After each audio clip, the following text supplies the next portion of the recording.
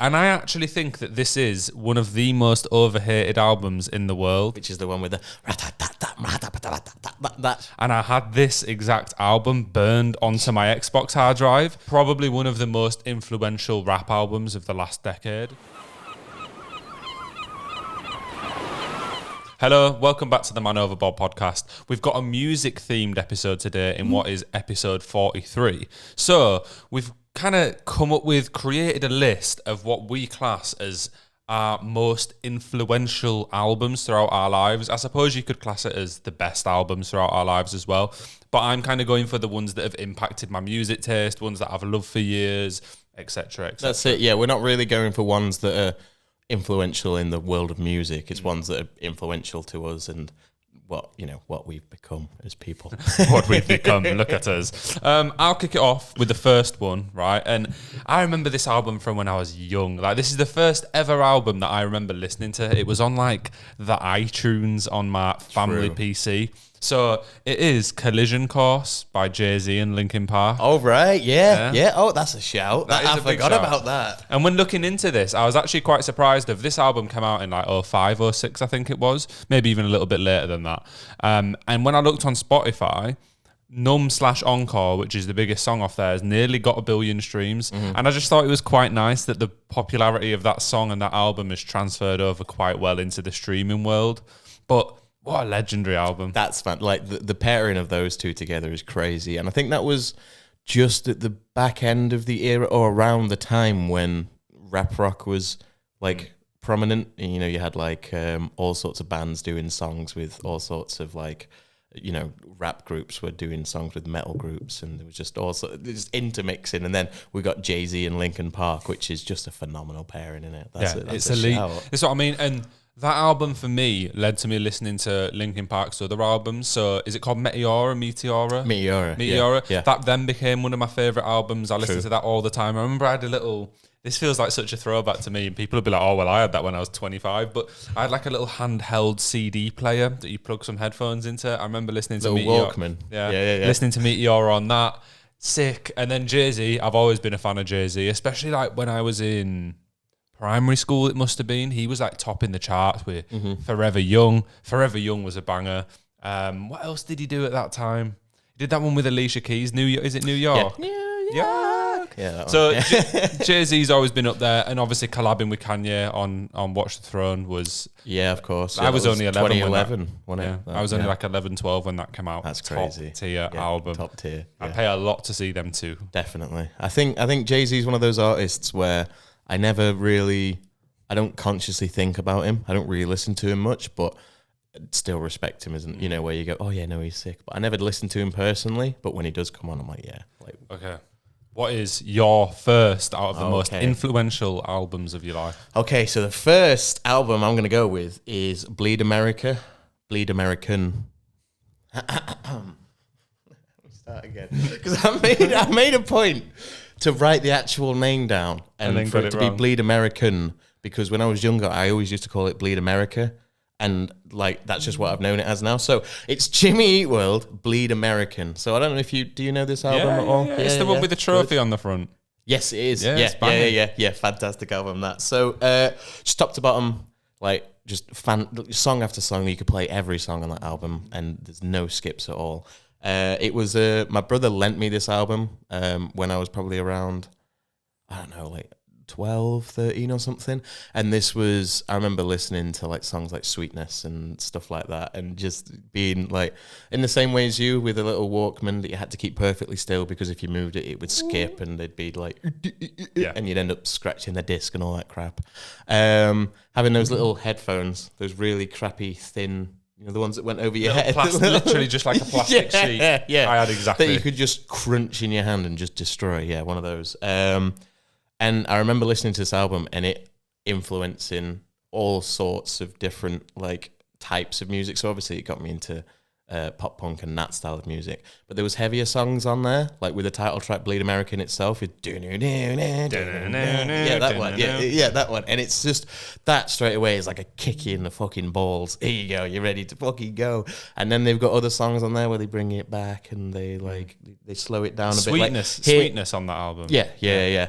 So it's got The Middle, Sweetness, Hear You Me. Yeah. I never said thank you for that. Do you know what? This album for me, just to jump in and interrupt you for a second, Yeah. it kind of reminds me of my first ever relationship, because when I was with that person, I saw these headline Slam Dunk at Millennium Square, and I proper loved that album as well. Like, that was the one that, I mean, they've got other good songs and albums, but... Oh, yeah, this is the one where it was like top to bottom. It was just bangers all the way through. And Hear You Me is a song that features in one of my favorite movies, which is The Butterfly Effect. Yep. So it kind of goes hand in hand. They got the little date scene, and then that starts playing. The first time I watched that movie, I went, oh, I was like, this is just fucking, I was already like up there, like in hype for the movie itself. I was what like, a great movie as well. And then that kicked in, and I'm like, come on, here we go. So go on then. Let's name another one. Right, this is one that I think you won't have this one, but you'll have an album by this artist, I would imagine. And mine is the Slim Shady LP by Eminem. So it's Eminem's first album. And for me, I remember finding this on CD when I was a young kid. Probably shouldn't have been listening to it, right? But I found this Eminem album. I put it on my little karaoke jukebox machine CD, two little crappy speakers. I was listening to it like, what is this? What is going on here? But then... I think that was the one that got me into Eminem, and then I managed to find, is it Curtain Call and is it Mockingbird, the one with the blue album, blue curtains? Yeah, Curtain Call, Encore. Yeah. So there was those two around the house as well. So I discovered this one, and then I sneakily found the other ones. But this was the one that got me into Eminem, and I just have a very specific memory of being young, having this album, loving it for like a year, and then I got an Xbox 360. So I was there playing the first Modern Warfare, playing Modern Warfare 2, whatever, and I had this exact album burned onto my Xbox hard drive. So I just remember listening to it. I only had like 3 albums on there, so I listened to this so much, and even to this day when I listen to it, it reminds me of running around favela, taking some heads off. One of the albums in my list, the reason it's in there is a similar thing. No, that one isn't. It's not that album, but one of my albums is in there because I had it on my Xbox, and I used to listen to it playing COD all the time, like word for word what you've just described. There you go. I think it's weird when you're a kid, those gaming memories are so it's so core. new to you. Yeah, it's proper core memory. But then like it's only up until you were about 15, 16, and after that gaming memories just aren't a thing because everything's the same and you've done it all. But the first time you played an FPS or the first time you played anything really, I think it was the first time I went online as well. Yeah. The first time you went online on Xbox 360 with the boys and you were playing a bit of FIFA, a bit of COD. Halo 3 was sick back in the day. Anyway, that was an album that reminiscent value is unmatched. Yeah. And I think that's one of those albums that is really accessible for younger people, which I know it arguably shouldn't be accessible for younger people, but I feel like it's a lot more juvenile.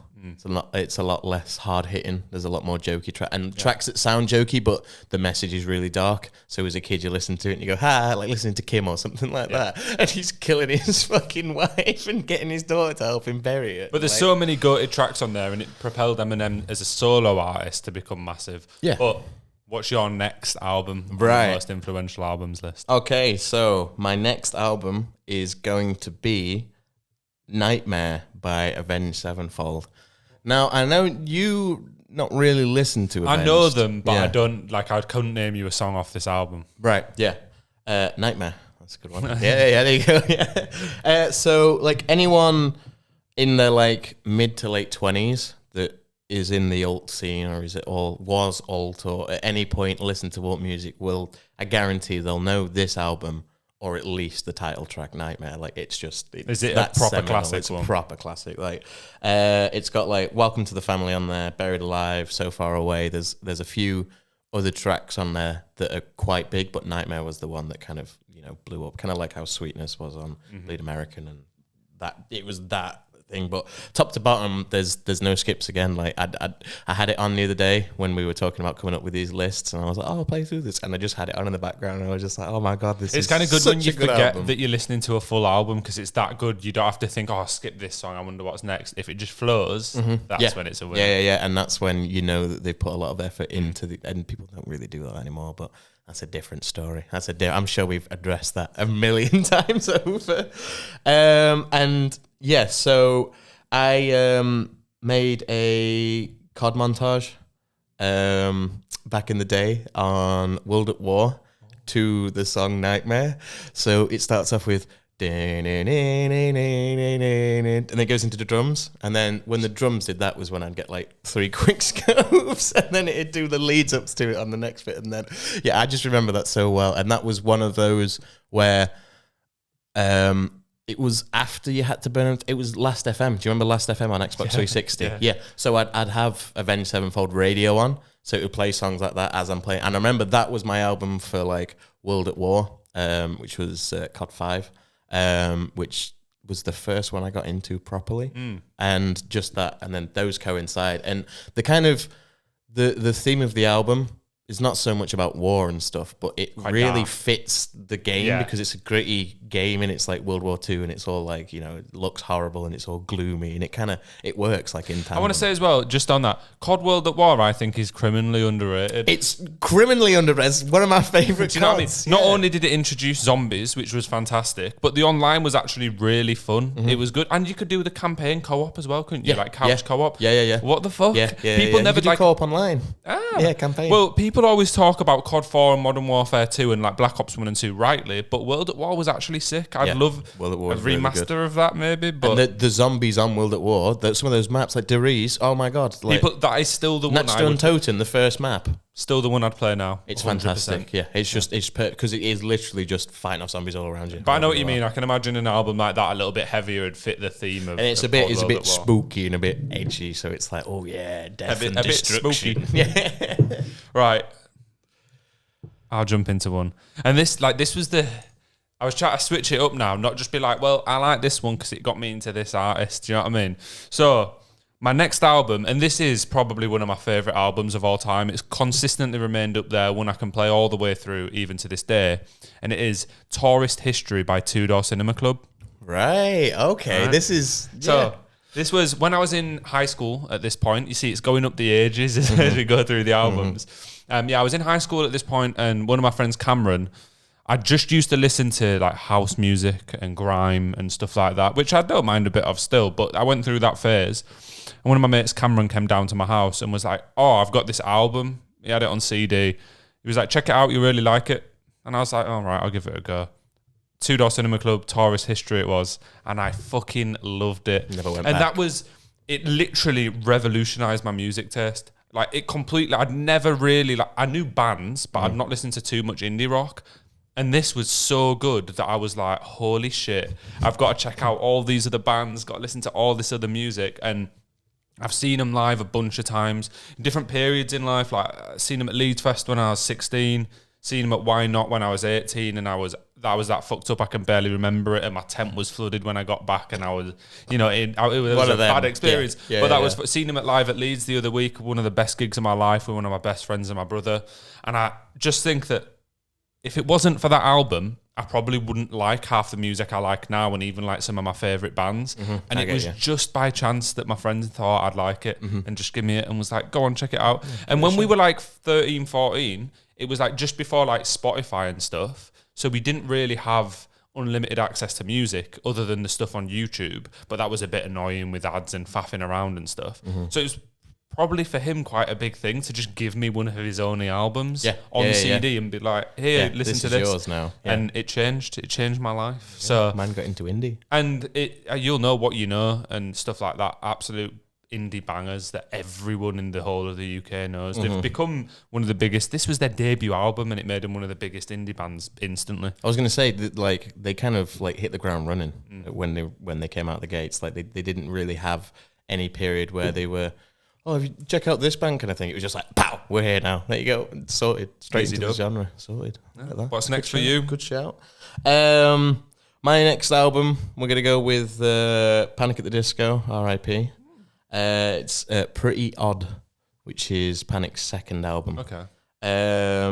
So this album was like essentially the soundtrack to any train journey that I had when I was a teenager. For some reason, I don't know what the correlation was, but I had a little iPod Shuffle at the time, and then I went to a Nano. You don't have to flex on us with all these different iPods. All the shitty fucking budget ones. Yeah, the one with no screen. I had the exact same one. So I'd go to places like Birmingham and Manchester on the train, and like Liverpool and places like that, and I'd just have this playing, and I don't know what it was, but I could play it from top to bottom, and it was about 40, 50 minutes long, which is about how long the train journey was, so it kind of like... Perfect timing. Yeah, exactly. And there's classics on there like 9 in the Afternoon, that's from that album, The Northern Downpour, That Green Gentleman, and this was the album that made me realise that I could enjoy lighter and like different music, because it's very like folky and kind of there's a lot of like harpsichord and very light like guitar playing, and it's a very, I don't know how to describe it, it's like almost medieval vibes. Okay. It's different, and I think it made me realise that I didn't just have to listen to heavy. I miss the sound that Panic at the Disco had on this album, because after this album they veered off into more, not mainstream music, but introducing more of a band and making it less with all these weird instruments and all these strange sounds. And like the later releases, they haven't quite scratched the itch of that album. But like the next album after this was Vices and Virtues, and that had like Ballad of the Mona Lisa on it and Sarah Smiles, and like that album was really good. I even had the T-shirt with the logo that they had at the time on it because I just loved that album.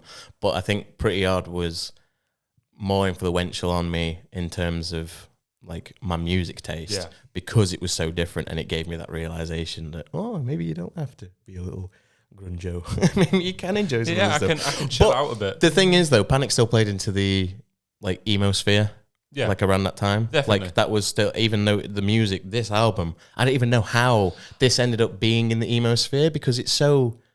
I bet the fan bases must have been pretty similar across Panic at the Disco and, like, let's say Avenged Sevenfold. I imagine there was a bit of a crossover. Not Panic, more like Panic at the not Avenged. Sorry, it would be more like Panic at the Disco and like All Time Low. Oh well, yeah, but like they're very similar. Like that. Yeah, that kind of stuff. Avenged Sevenfold, not so much. I don't imagine. Yeah, I don't know. I seem Avenged to Sevenfold would be more like your monster drinkers. No, but I seem to think Disco, people that are into those like heavy bands, a lot of them are also into pop punk. Maybe, but would you class Panic as pop punk?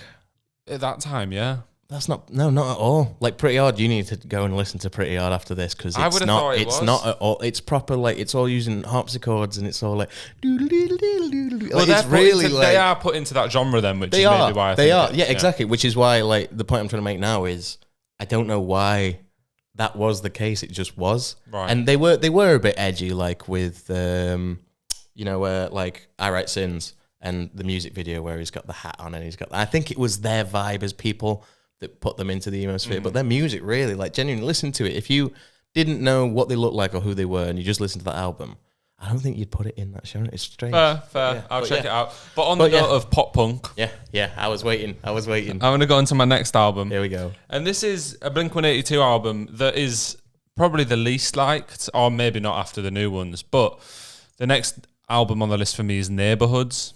Come on. By Blink-182. That's a shout. That's a shout. Yes.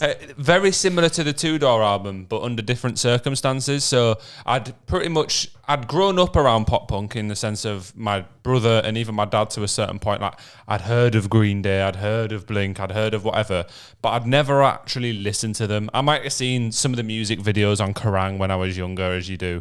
But I was like 14 at this point, 15. And my dad and my brother built me a gaming PC, which I was buzzing with, my birthday present. I was like, yes, first little PC. And my brother put a few albums on there, and one of them was Neighbourhoods. And it must have not come out that far behind, if that makes sense. So it must have only come out 2011. A few years before, but I would never have heard it. Mm-hmm. So press play on this album, and I was like, holy shit, this was after the Two Door, so I was more open to rock music at this point, or guitar music at least. I was like, shit, this Neighbourhoods album is actually sick, and some massive highlights on there. I love After Midnight. That's one of the, that's, in my opinion, it's top 3 Blink-182 songs. And then I also love Ghost on the Dance Floor. I think that's a banger. Yeah. There's so many. Anyway, I could name probably every song. MH3. I don't know. I don't know the title. No, I can't remember the numbers. But that's a helicopter. But after that, I then got my brother's old iPod, or like maybe just got access to the iTunes. So I'd somehow got all the other Blink albums. I was like, well, this album's sick. I'll get all the other ones.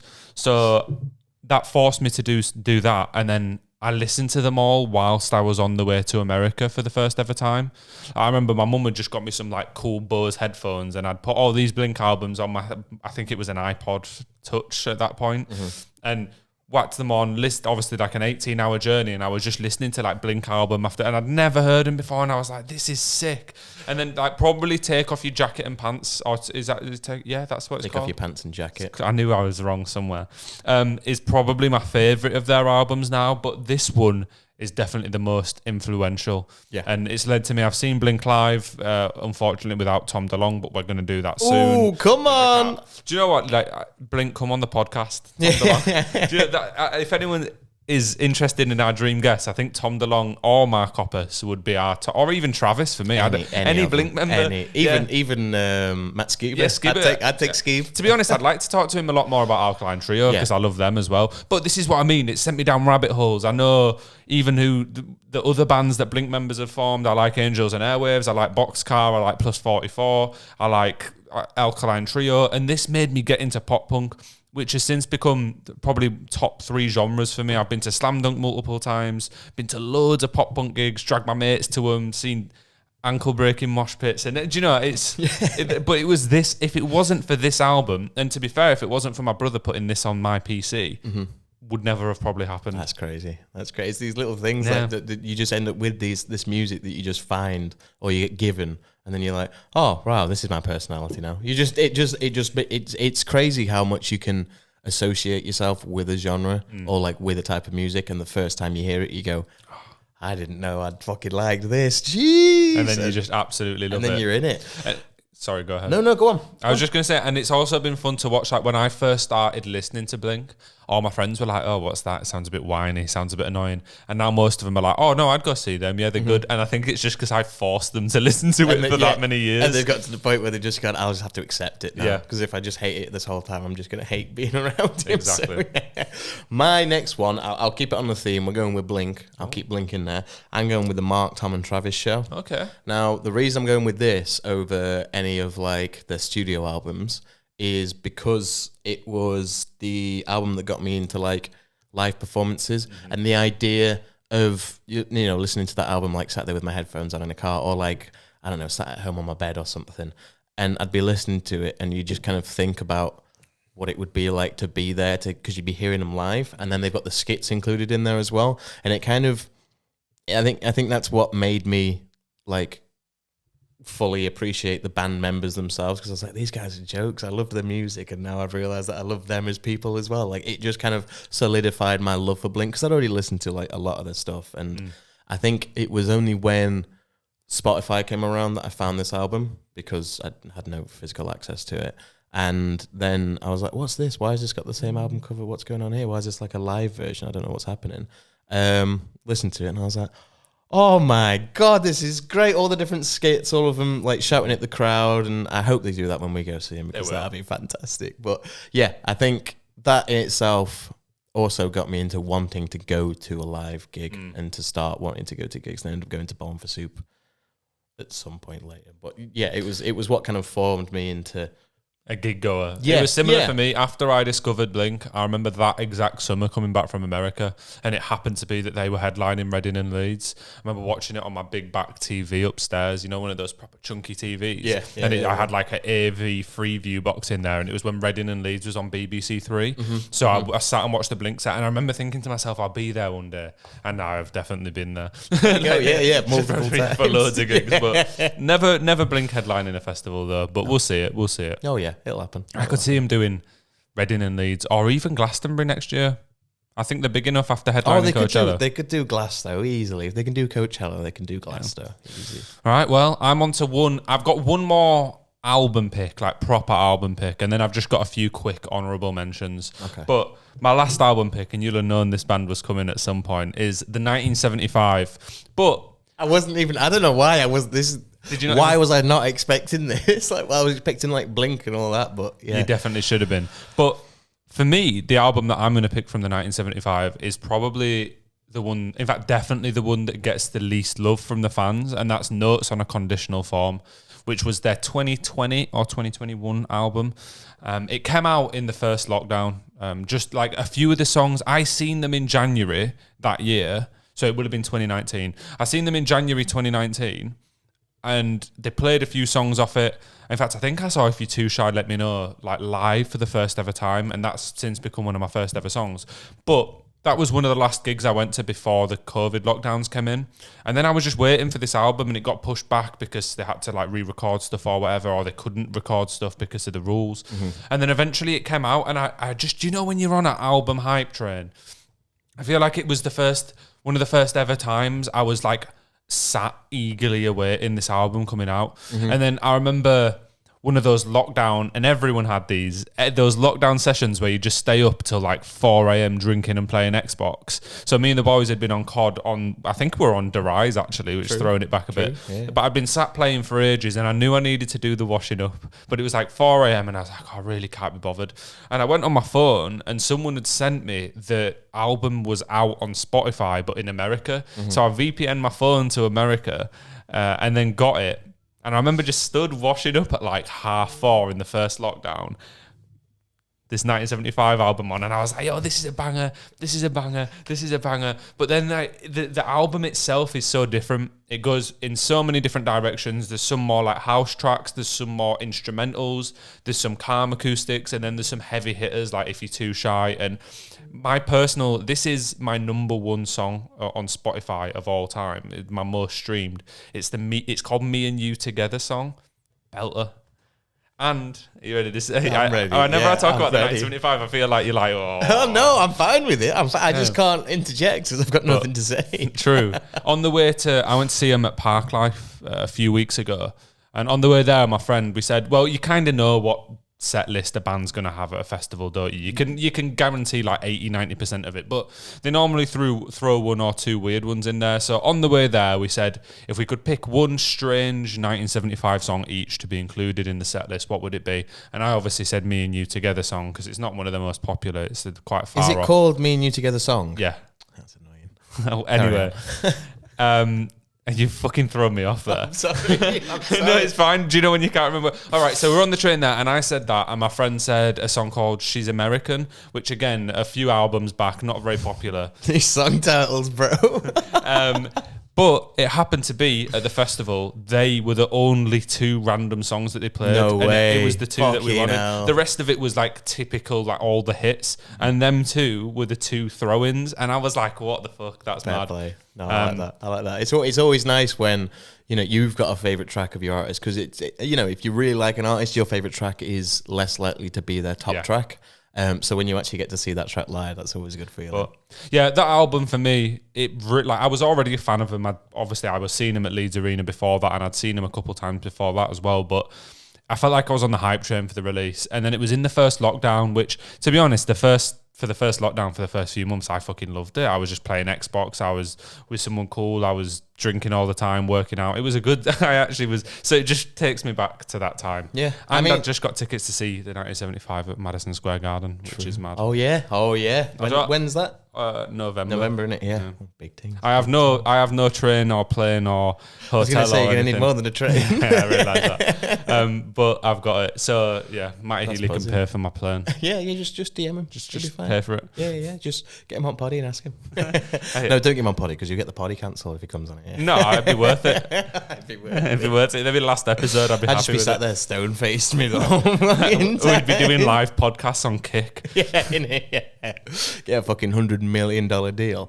Anyway, that's for another time. The most recent album I can think of where I got on that hype train for was Music to Be Murdered by which dropped during lockdown as well. And I remember staying up till 5 a.m. as soon as it came out, because it dropped at 5 a.m.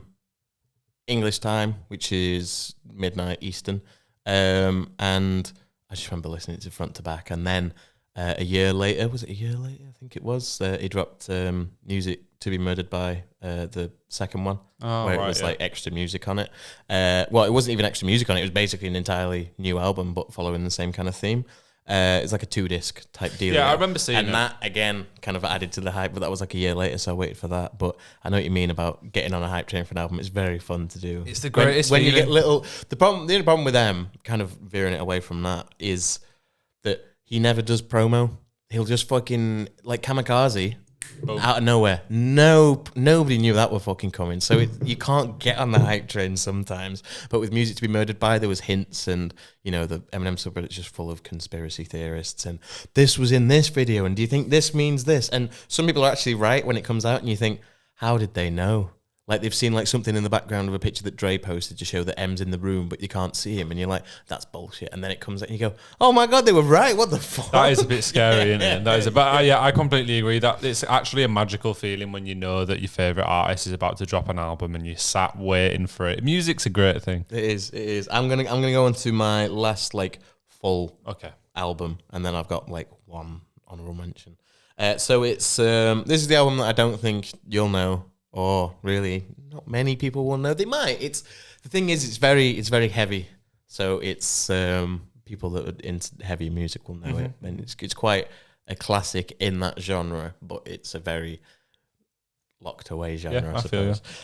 So they're a Brazilian Portuguese band, which in itself already puts a lot of people off them. You know what I mean? Everyone's turning the podcast off right now. Yeah. But this is an album that my brother gave me when I was younger, and I just kind of listened to, and I remember like really getting into how heavy it was, and there's like tribal influences in their songs where they're like they've got like the tribal drums and then loads of like throat warbling and like really weird like all these weird vocal techniques and all this shit like that. all sorts of shit, man. And I spoke to my brother about it in later years, like when I'd got a bit older, and I was like, oh, have you seen Sepultura got a new album out? I think they're doing a tour and all this stuff. And he told me that the only reason he gave me that album was because he didn't like it. So he just straight up gave it me. But I went through all those years from whenever he gave it to me when I was like maybe 10 or 11 to like my mid-teenage, so 15, 16, talking to him about it. I went all those years thinking my brother was like a big metalhead kind of guy. Just because of this album that he gave me, I figured that his other albums must be like that, because he liked like Radiohead and like Funeral for a Friend and bands like that. So I thought he was into this heavier stuff, but you just said Radiohead as metal music. Huh? Radiohead. It's rock. Oh yeah, but he was into like heavier stuff, so I figured that he'd but you said heavier stuff, and then the first band you said was Radiohead. Well, no, but that was the music that he was into, that I remember him being really into. With those two bands were like big bands for him, so I figured this wouldn't be that far away from that kind of music. As a child, you don't understand how different it really is. So obviously, as I got older, I started to realise, oh no, if that's the kind of music he likes, this is not that music. But when you're a kid, heavy is heavy, and something with guitars and drums is the same. Slipknot's the same as fucking Foo Fighters. You know what I mean? It just all sounds really heavy. But yeah, so he inadvertently introduced me to the world of heavy music. So without him not liking heavy music and giving me that album, I would have maybe never gotten into that side of like, oh, I love death metal, oh, I love black metal, you know, that kind of stuff. And it has a fair few classics on it. Like it's got Roots Bloody Roots, which is one of the biggest songs. It's got Ratamahata, which is the one with the that shit in it, which is fucking fire. And it's basically it's got like throat noises and like it's scatting. It's kind of like do stuff like that and expect me to keep. It's kind of like Korn, Freak on the Leash. Right. Freak on a Leash. Sorry. I know Korn, but I don't know. That one. You know that one. Yeah. It's just like a beatbox session. Yeah. It's like that, and it's like kind of like Scatman John. Scatman, don't make me do an impression of that. You know that one, don't you? What? Scatman, I'm a Scatman. Skibidi bum bum bum. No, I don't know. You don't know Scatman? No, what's that? You don't know Scatman John? Why am I being made out to be the weird one here? As if you don't know Scatman John. That's crazy. That's crazy. You don't know I'm a Scatman. Skibidi bum bum bum. No. Well, all of the only example that you'll know then is Korn, Freaking a Leash. But yeah, that kind of like, I didn't realize I was into those kind of techniques being used in songs and like kind of fast talking like Scatman, but also this weird like rhythmical and making it into like making voice into more like percussion than a rhythm instrument, if you know what I mean. And then obviously that in turn weirdly, I think it made a path into me liking rap music and liking Eminem and the flows that he has, because it's all about it's kind of rhythmic, and it's more like it's like percussive almost. You gotta get you gotta get the in the right places and switch flows and etc. And you gotta get emphasis in the right points, and it's almost like it's carrying the beat in itself. And I think that kind of just worked into it. But I just that got me into the weird shit of that. that is one that I would never have guessed in a million years. I reckon I could have looked through your Spotify for 2 years and still never have guessed them. Oh no, like I don't really listen to them anymore. But it was influential. But it was like, if I went back to that album, I could listen to it top to bottom, definitely. But I just don't. I feel like I kind of want to listen to it now, just for the No, I'll send you that one song, because you just need to listen to that one song. You don't understand what I mean. That'll be a fun one. I might just do a little clip and just in the podcast just have it going. I've got a few honourable mentions. So these are ones that didn't quite make the list, but still I think were very influential on my music taste. And the first one is one that I think was actually probably one of the most influential rap albums of the last decade, and that is The Life of Pablo by Kanye West. So this was an album where Kanye was at like his height, you know, like he just had banger album after banger album. There was no particularly weird stuff going on like there is now. He was just up there. And I always remember when I'm late teens, this album came out and the listening party looked incredible. There was all the big artists there at the listening party at Madison Square Garden. I remember seeing, I think it was him and Tyler, the Creator, or no, him and Kid Cudi just dancing around, having fun. But the sounds that were created on this album and the instrumentals are ones that have lasted to this day. Like you can still see influences of that album in newer rap albums. And not only that, but some of the features on there, like I think this was 2016, 2017 this came out. You had Kenny, you had Kendrick Lamar, you had Rihanna, you had Kid Cudi, you had, I think Pusha T was on there somewhere. Like literally, it was just, the whole thing was sick, but it's more the influence that since had on where rap music has gone, in my opinion, is pretty much unmatched. Like I know you could say that for a few Kanye albums, and I do think he's a trailblazer in that sense, but that one is the number one example of that, I think. Like Heartbeats and 808s, that basically created a whole new genre of rap. Heartbreaks, even heartbeats. I was thinking of beats. Heartbreak. And but again, is it the way that was created and the beats and stuff did that? But I think The Life of Pablo, even now, you can, if you go listen to that album, you're like, oh, it sounds pretty similar to everything now, and it's because of that. I'll just blast through mine because I know you've only got one. My next one is The Peace in the Panic by Neck Deep.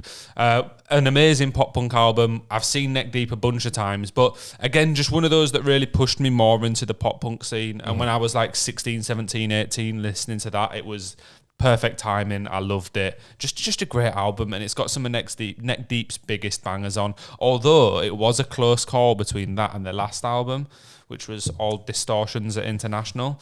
Because that was similar to Too Shy, though. It was like a lockdown vibe, so I didn't pick it. My next one, and this is a weird shout, it's Playing in the Shadows by Example.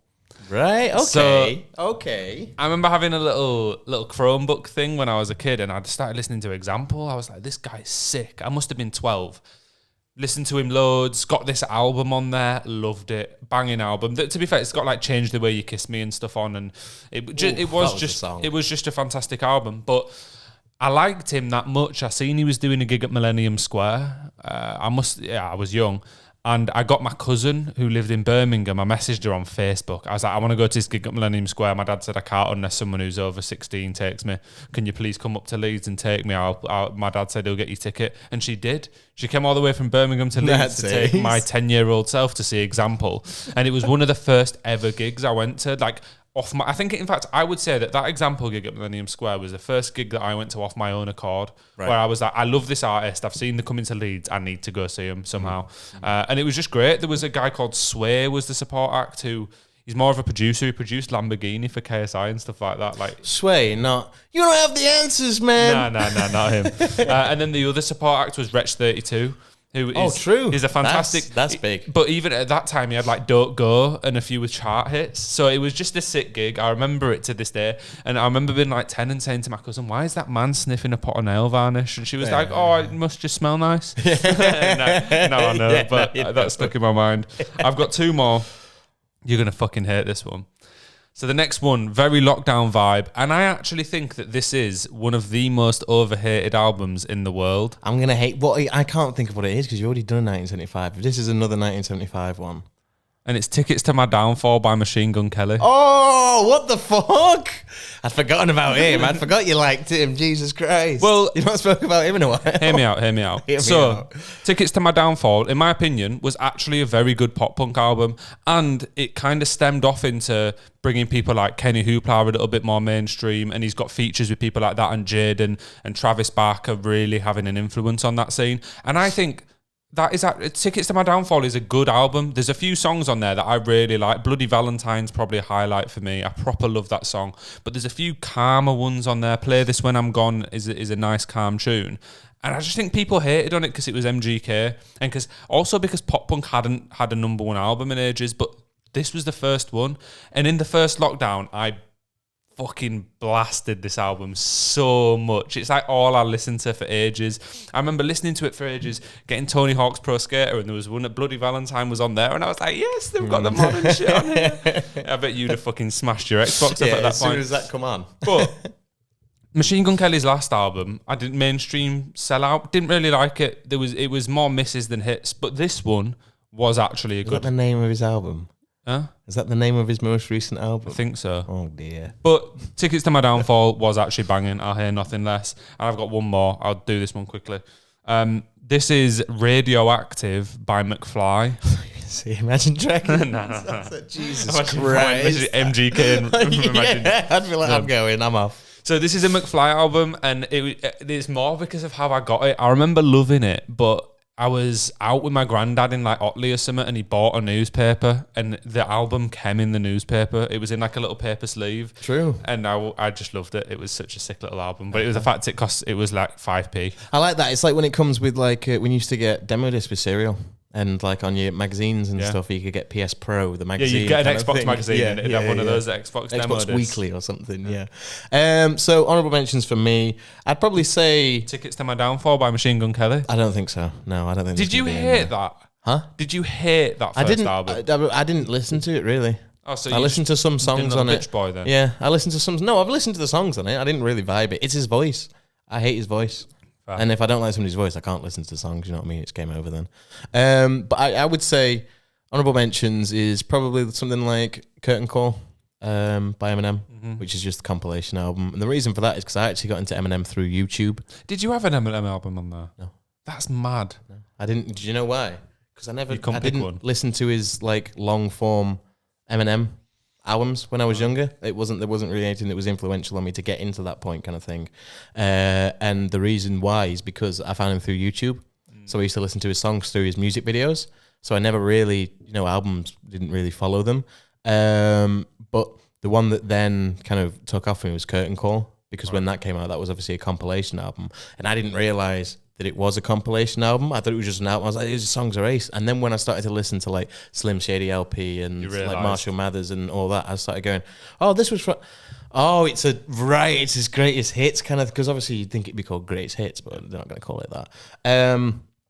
So I think that in itself was probably influential on me into getting into M, because that gave me like a big list of all of his tops, because that man's got a fucking catalogue. He has so many. You can't fault it, and I think that's in there. And then I'd throw in like a Slipknot album, just one of their earlier albums. I'd say All Hope Is Gone or something, because there was a time when I was getting into heavier music, and obviously people go, if you like heavier music, you'll like this band. They've got masks. Whoa, no way! And then, just getting into the vibe of them, and all of their first three studio albums are fantastic, and I probably couldn't choose between them, but they were always in the mix on either my shuffle or my nano. And in fact, another one, I'll throw another one in here. I just keep going back. Flash for the Colour by Enter Shikari.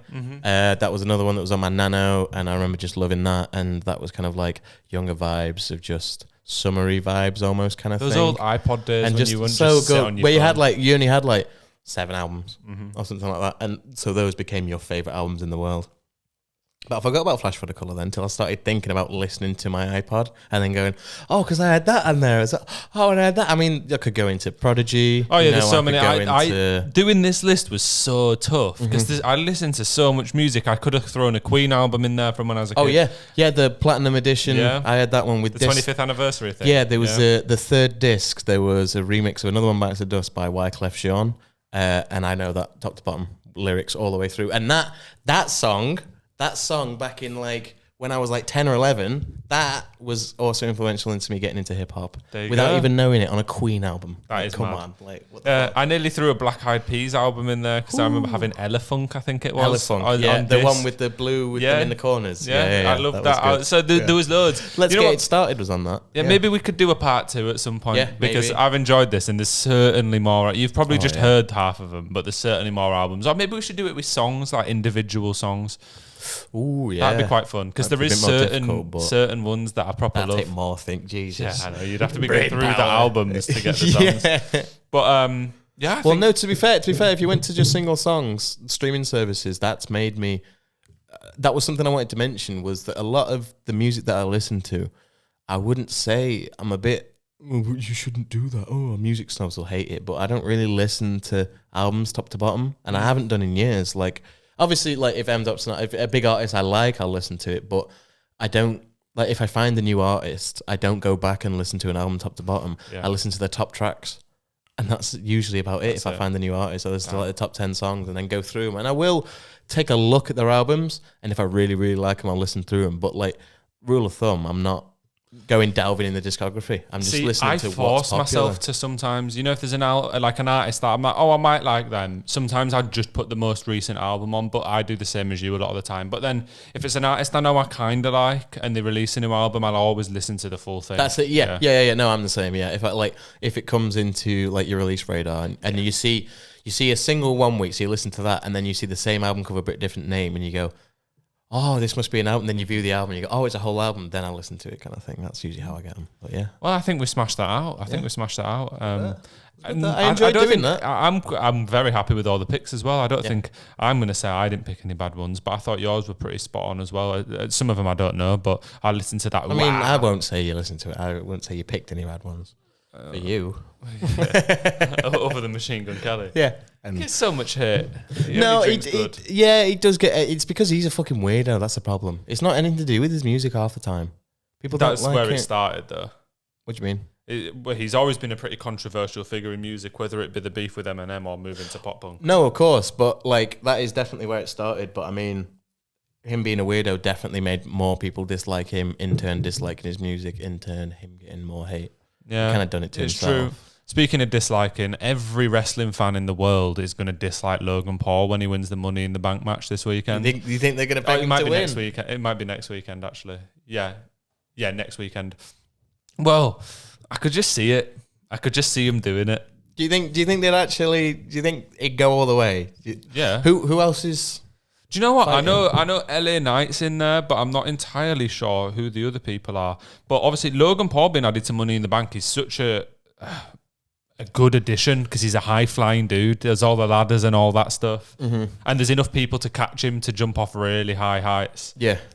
I think we're going to end up seeing him doing some... I know we've seen him do crazy stuff. He's done zip lines. He's done, frog splashes into commentator table. He's done all sorts of shit like that. But this might be a match where we see him do the craziest shit he's done. This might be... Because this is less like a WrestleMania match where it's a bit more, like fun and a bit less serious. Yeah. This will be like a proper serious match for him, so I can see him, he'll be wanting to show off. Exactly. I mean, I suppose he has had a match at Mania and stuff now. It doesn't really get much bigger than that. But I honestly could see him winning this. So at the minute, you've got Damian Priest against Shinsuke Nakamura, who's fantastic, against Ricochet, who's a great high flyer, against LA Knight, who... Nakamura's a high flyer as well, isn't he? No. Is he not? No. Who am I thinking He's more technical. I don't know. Nakamura, you probably would mix him up for a high flyer, but he doesn't really do stuff like that. Okay. But you've got LA Knight in there, who at the minute, all the WWE fans love LA Knight. Do you know when someone's proper popping off? Mm-hmm. And I'm quite surprised by it, because when I first seen him come about, I thought, meh, but everyone loves him. So I think he should win it. I personally think he should win it. But then you've got Logan Paul and a fella called Butch, who I don't really know who that is. Butch. Okay. But yeah, I mean, I think WWE love a little marketing ploy, and it would actually make people. If he beat that LA Knight to win the Money in the Bank, people would fucking. It's such a good opportunity for them to do that. Do you think they'd try and get him into being a massive heel? Do you think they're going to make him into... I mean, they already are going down that route anyway, but do you think they'll heel him as much as fucking Roman Reigns? So do you know what I think they'll do? He'll win, because they've introduced a new title now, remember? So there's a new world title. Seth Rollins is a new world champion. Logan Paul will win the Money in the Bank, and then he'll cash in at like SummerSlam in a couple months against Seth Rollins and actually win the title. You reckon? Yeah. You reckon? Or you heard it here first. Or they'll let him win the Money in the Bank and then just fuck him off and then make him look like a bit of a joke. Let him go cash it in and then lose, even though Rollins was fucked up. Just to give him a bit more power. Yeah, to give him like a leg up, as if to say, no, he's not. I know you wanted him to win, but he's not winning just yet. And then to also give you a bit longevity in Logan's like come up rather than bang, and then he can have a whole year's retribution. Worth of, oh, I need to get the title back, you prick. Oh, blah, blah, blah, blah. But to be fair, Logan in the Money in the Bank match will be banging. Excited for that. It's something I've in noticed. London as well. Is it? Yeah, I was going to go, but I'm in Belgium. True. Pain. No, it's something that I've noticed recently with WWE. I'm watching less and less WWE and watching more and more AEW. That kind of stuff. Like I'm preferring it, and things like 1PW and places like that, just the more amateur places. But they've got wrestlers. They get a lot of what's the NXT?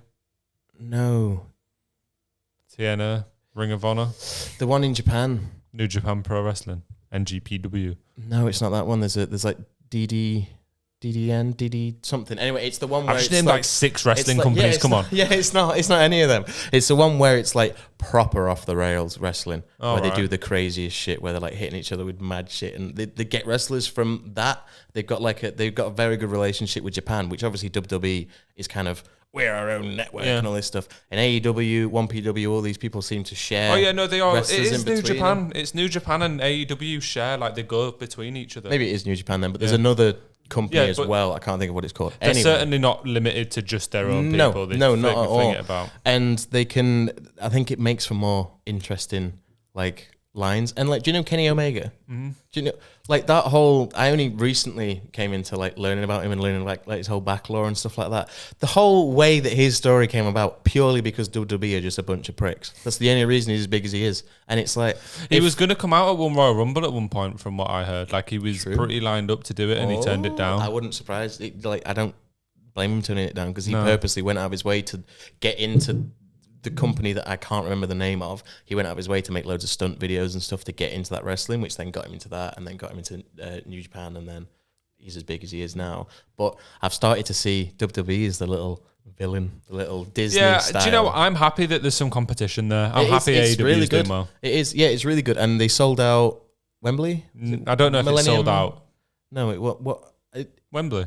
Was it sold out? No, it's not sold out. Not sold out. But they've sold a lot. Shitload of seats. More than I thought they would. Yeah. We talked about this months ago, and I said they'll do less than 20k, and they've done like 60 or something. In it, and all the WWE fans are salty. To be fair, I don't think that's the case. I think unless it's like a little troll online, I think most wrestling fans are just happy to be the wrestlers that weren't in WWE got underpaid massively. Now there's 2 places they can get paid well. You would think that, but like the amount of discourse I've seen online, people getting pissed off at AEW and stuff from WWE fans, and it's like, just enjoy both, bro. What's wrong? That's like having a go at, saying, "Oh, I don't watch Championship." No, it's I'm like not the PS5 versus Xbox debate, innit? Yeah. Because reality, you want both to be doing well, so they're both battling for good games and to create good stuff. But it's like you do know you can watch both. Yeah, just turn them on. It's fine.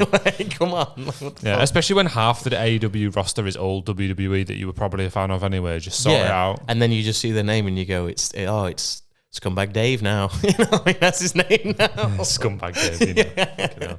But Excited for that. There's another fight that's going on in the online world at the minute. Oh, yeah. It's a strange one. It's Elon Musk against... Elon Musk is beefing Mark Zuckerberg online, and they have agreed to have a cage fight. Well, Mark Zuckerberg screenshot Elon saying he'd do it and said, send me location. Send me location. What the fuck? It's so like, it's such a power play. Like, what the fuck? So it started out with somebody joking, saying, oh, you two should have a fight or something.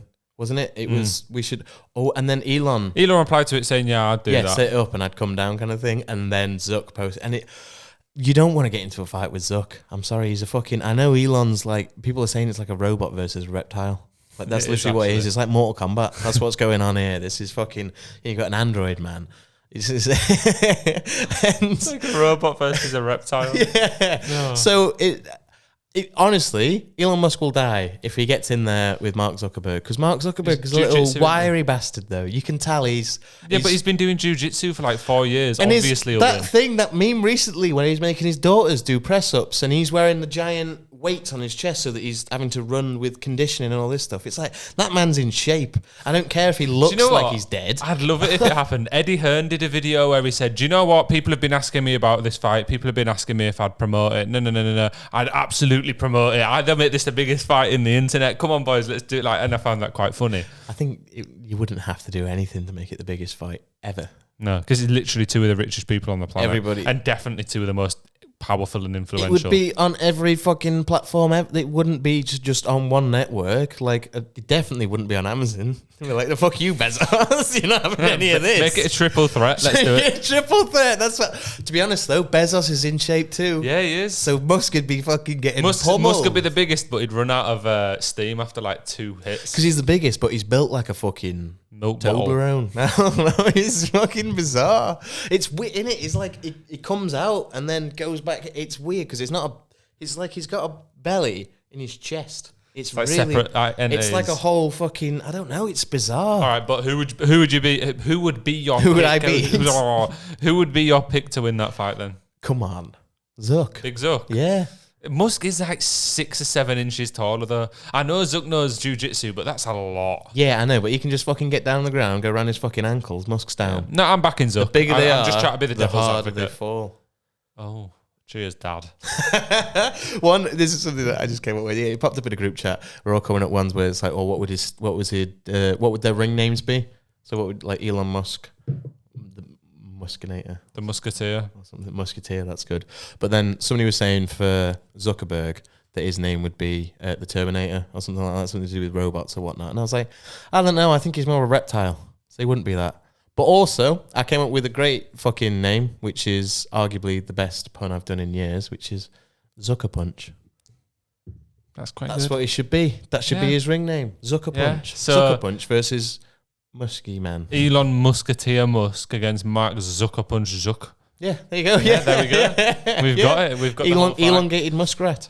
And then we had one more thing to touch on here. But to be honest, I feel like it's probably a bit dark to touch on it at this point. I don't know if we should. Now they're dead. I don't really. No. Why'd you start it with that? Well, because it feels a bit rude, isn't it? I think we should just leave the submarine where it is next to Titanic and call this. I'm not even saying not bad. That's not even bad. I'm saying we should just leave the submarine next to the Titanic. I'm not saying out bad. No. No, that's not. Well, that's where it is. It is. And we shouldn't talk about it. We should leave it there. Shouldn't talk about Logitech controllers. Do you know what, though? That's not even bad. The Logitech controller's fine. How is that fine? Because the army use Xbox controllers to control certain drones and things that fly. Yeah, that's an Xbox controller, not a fucking Logitech. Yeah, but getting a Mad Cat's fucking scuff controller or something to control a fucking submersible that's going fucking so deep underwater that... Yeah, but it's in the fucking thing. As long as it doesn't leak, it's not going to break. Have you seen inside that fucking submersible, bro? They had a controller and two fucking monitors and a little window at the end. Yeah, I didn't really get the whole point of it. You would have barely seen out anyway. There was no point. You might as well just watch it from fucking surface. It's dumb. Anyway, if you look at James Cameron when he fucked off down to Titanic, inside he had all the fucking... it was surrounded by controls and levers and, it looked like a cockpit of a plane. Like we just buttons everywhere. And then compared to theirs, it looks like the fucking. It looks like somebody's tent at a festival. Like it just looked like somebody brought like a power bank with them or something. My favourite part about this by far was when he went. So, well, most submarines have loads of old white men controlling them, people who have been doing it for years in the army, but we didn't want that. We wanted young people. Oh, yeah, you don't want the people who have been doing it for years. You want the young, random people to be doing it that have probably just come out of uni and never done it before. Unreal. And then to say, like, in interviews, to say, where he was getting interviewed and he's like, yeah, we control it with a Logitech controller. He's like, what the fuck? He says, oh, yeah, and this light, we've tried to save on money. This light's from what would be the equivalent of go outdoors. And you're just like... Is this man like a camp light in there and stuff like that? And you just think, what the fuck? To be honest, I hope for their sake it just imploded, like it just exploded. Is that the better way to go? Yeah, because otherwise you'd just be suffocating to death. And they said that, I watched a video on this, if the implosion happened, it would be that quick you wouldn't even have time to react. No, of course you wouldn't. You'd just explode. It'd just go... Yep, that'd literally be instant. So that'd be a nice way to go. Because the pressure change. You'd literally probably go, oh, that's squeaking a bit. I don't even know if you'd hear the squeaking. I don't know if because it would just get to a point where surely you would hear something. Like surely the thing would start. Yeah. Oh. Like stomping on a Pringles can. What? You kind of would. You know when you stomp on like trying to get the end out of toothpaste. I don't know. It's the same fucking analogy that you're. No, it's not. I'm saying like imagine if you got a Pringles tin and stomped on it and all I went.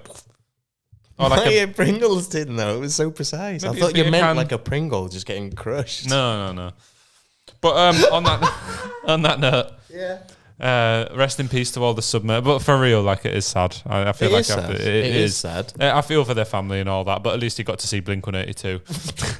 I was about to fucking say that. What's that about? And then he's fucking quote tweeting OF models on Twitter, trying to shoot his shot whilst his fucking and I get that it's his stepdad, so maybe he's not that involved with him. He will be when he gets that bank. Oh, I know, man. All the fucking wives would be like, I might be able to meet the Blink members, go VIP next year. Well, that's the point. That's what he's trying to do, and everyone's pissed off with it because he's clearly trying to... No, all he said on Twitter was, I'm off to see Blink, they'd want me to still go. That's what I saw. Yeah. He posted it on Facebook. Saying my family would still want me to go. Yeah. And it was that bit that pissed people off, though. Saying my family would want me to go kind of thing because they bring me so much happiness. And people were like, come on, bro. Be a little bit more like... I don't think that's not that bad. I don't think you needed to post anything. No, you could have just showed. That's the thing. Exactly, yeah. That's the thing. You didn't need to tell people, well, if my dad's at the bottom of the ocean, I'm off to see Blink. It's a bit... Oh! Anyway. Thanks for listening. Thank you very much. If you made it this far, follow us on Spotify, follow us on Apple. Go find where you can leave a little 5-star rating and leave us a 5-star rating because apparently it helps the algorithms and stuff. It does. And we've got... if you're on YouTube... Subscribe. And there's a little watery surprise soon. You can't do that when it's going to fade in a second. All right. Thanks, everyone. See you later. Peace.